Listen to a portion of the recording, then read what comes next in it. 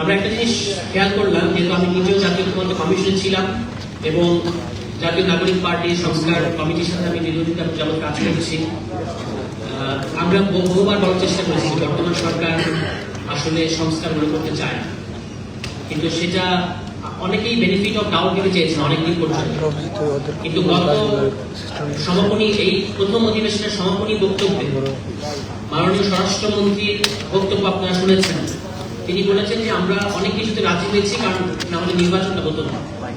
তারা মনে করছেন যে এটা একটা দলের বা একটা সরকারের অফিসিয়াল পজিশন হতে পারে, এটা তারা মনে করছেন এবং এটা তিনি বলেছেন এবং পুরো ট্রেজারি বেঞ্চ এটাকে টেবিল চাপড়ে কিন্তু স্বাগত জানিয়েছে।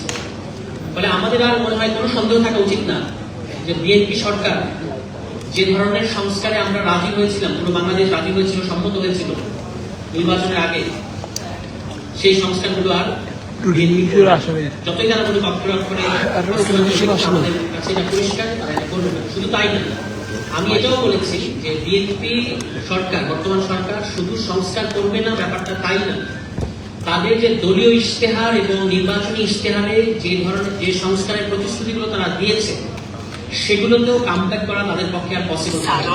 তারা যেখানে গেছে সেখান থেকে আর তাদের যে ইশতেহারের মধ্যে যে সংস্কারের প্রতিশ্রুতিগুলো আছে সেখানে তারা আর কামব্যাক করতে পারবে না। এবং ইতিমধ্যেই তারা তাদের ইশতেহারের যেগুলো সংস্কার বিষয়ক যে প্রতিশ্রুতিগুলো আছে সেগুলো কিন্তু ভঙ্গ করেছে। বিচার বিভাগের সুপ্রিম কোর্ট সচিবালয় তারা প্রতিষ্ঠা করে নাই এবং তারা বিভিন্ন জায়গায় সাংবিধানিক প্রতিষ্ঠানে, সংবিধিবদ্ধ প্রতিষ্ঠানগুলোতে দলীয়করণ করবেন, এটা তাদের প্রতিশ্রুতি ছিল। কিন্তু আমরা দেখতে পেয়েছি যে তারা আসলে সমস্ত জায়গায় দলীয়করণ করছে। কিন্তু অদ্ভুত বিষয় হচ্ছে যে সব জায়গায় যখন আপনি কোনো সরকার দলীয় কারোর সাথে কথা বলবেন, তারা একটা খুব সহজ যুক্তি দিতে চায় যে আমাদের সরকার, আমাদের লোকই তো আমরা বসাবো।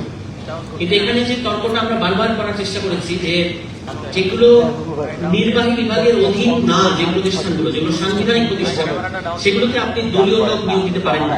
ওই আওয়ামী লীগ সরকারের যে ফ্যাসিবাদী আওয়ামী লীগ সরকারের যে রাষ্ট্রপতি, যার বিরুদ্ধে দুর্নীতির অভিযোগ রয়েছে এবং এটা প্রমাণিত অভিযোগ, যিনি ইতিমধ্যেই তাদেরই ভাষ্য অনুযায়ী, বিএনপি সরকারের ভাষ্য অনুযায়ী সংবিধান লঙ্ঘন করেছেন, তাকে কিন্তু বিএনপি সাংবিধানিক পদ্ধতিতে অপসারণ করার সুযোগ থাকলেও সেই সুযোগটা গ্রহণ করছে না।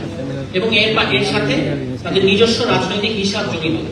অর্থাৎ তারা হিসাব করেছে যে কখন রাষ্ট্রপতিকে সরালে নির্বাচন, আগামী নির্বাচনের সময়ে তাদের একজন রাষ্ট্রপতি থাকবে, এই হিসাব বা এই গণিত বিএনপি সরকার করে ফেলেছে।